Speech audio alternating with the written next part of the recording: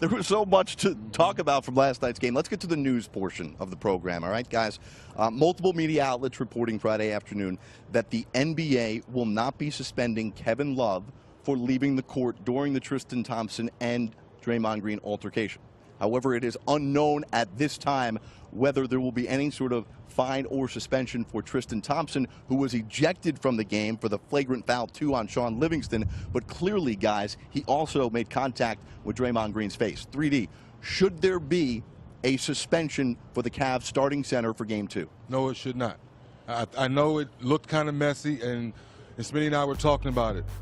What Tristan Thompson was trying to do, we get. Obviously, you're not trying to hurt Sean Livingston with the elbow there. And then, obviously, Draymond Green said something to escalate that.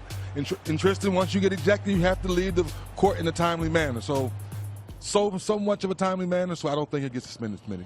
You know, I'm with you, 3D, and obviously the rules is, you know, up connecting over the head, but I don't know if it says with the basketball. Right, so, right. I know it was a little shove with the ball into the face of Draymond Green, but I don't think it should be a ejection for Tristan Thompson. Okay, either way, whether he is suspended or not, does it concern you, though, of the mental state of where the Cavs are right now? Obviously, the whole J.R. Smith situation, but for Tristan to put it in the hands of the league to determine whether he can play or not, that's got to be concerning.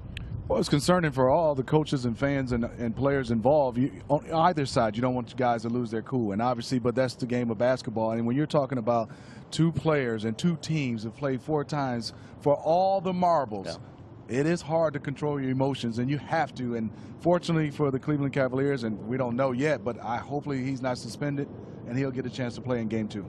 Sometimes you just got to turn your back on him and walk away, though. You have to. Yeah, sometimes. Yeah. Yep. Well, let's get more from the Warriors practice facility, where Kristen Ledlow is updating us as we have 48 hours to contemplate what happened and to get ready for Game 2. I'm at the Warriors practice facility with the team holding a 1-0 lead over the Cavaliers in the NBA Finals after an overtime win on Thursday night. And while both teams have been impacted by injury, Andre Iguodala hasn't seen the floor since Game 4 of the Western Conference Finals. Coach Steve Kerr said today that he's considered doubtful for Game 2, but that he was at the practice facility and he is working towards a return. As for Klay Thompson, he had this to say on a scary leg injury early in Game 1. It's sore, but it's nothing too bad. It's less sore than it was last night, so that's a great sign. And I expect it to heal up even more by tonight, hopefully. I think I've had a high pain tolerance since I've been a kid. And at this point in the year, everyone's going to be a little banged up. So you got to play through it. And you can be sore going into the summertime. That's how I look at it. Klay's just a physical specimen. I mean, it's just incredible. The resilience, the stamina, you know, to play both ends night after night, 40-plus minutes in the playoffs. He's a machine. Meanwhile, on the Cavaliers side, Coach Ty Lue also addressed the media, and he had this to say on the team's collective mindset moving forward. Listen, we're not broken, all right? We lost a game. You got to win 4 in this series. We understand that. And it was a tough game for us. You know, we played well enough to win, but we didn't. So now we got to move on. So the guys' confidence are not shaken. We see what we need to do and how we need to perform to win. So we have the blueprint, so now we got to execute at a higher level. All right, that's Kristen Ludlow reporting for us at the Warriors practice facility. Back with 3D and Smitty.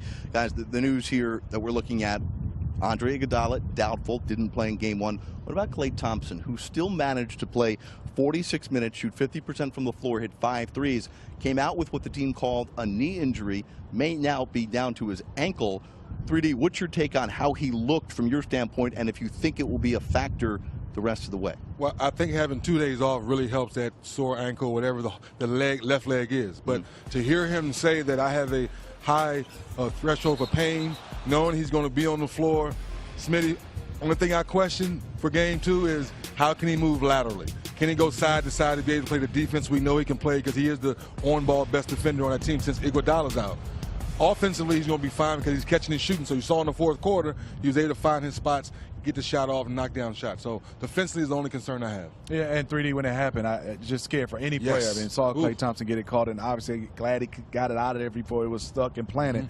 But I was so relieved to see him come back to get a chance to play. So hopefully him everybody's a little banged up, and obviously you said he should be better because of the 2 days rest. I think he'll be okay. But 3D said it best. Laterally and coming down, that's the one thing you're concerned about for Klay Thompson. And he's got to guard a guy who all he did was score 51 points in game one. Guys, LeBron James did something that, quite frankly, we had never seen before. And Steve Kerr was talking about this last night. Steve Kerr played with Michael Jordan and talking about the level at which LeBron James is doing what he is doing. Maybe we had never seen something like this before. Great performance. I think he did everything he could to, will our team to win. He's been doing it all season. You've seen it all season, Dave, of, playing 82 games, throughout the course of the playoffs, making big shots, game-winning shots. And this right here is just a testament to what he's been doing all year. He puts in the work. He takes care of his body. He's always doing the right thing. So last night was no different, scoring 51 points, 8 rebounds, 8 assists, and just showing his team on the biggest stage of how you have to play to beat this team. And he did a great job of that. Can he play any better than that? I hope so. You know what, Jared? He has to. As much as we talk about role players playing better at home than on the road, was LeBron James' role to be Superman, to be Hercules, and that's what he's been doing since the beginning of these playoffs, showing his team, showing his franchise that it's my role every night to play at a level that nobody's never seen before. Because if he doesn't, there's no way they win. There's no way they win. So he has to be that role, Smitty, of being superstar to lead the way. Well, I think to 3D's point, he has to do everything.